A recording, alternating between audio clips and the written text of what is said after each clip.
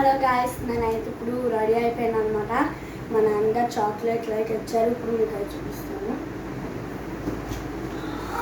చాలా బరువు అనమాట. ఇదిగోండి చూపిస్తున్నాను.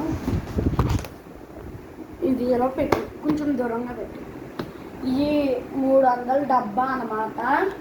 150 బిస్కెట్లు వస్తాయి ఇందులోని. ఇదిగోండి 150 బిస్కెట్లు వస్తాయి ఇందులోని. బ్యాక్ సైడ్ చూపించు.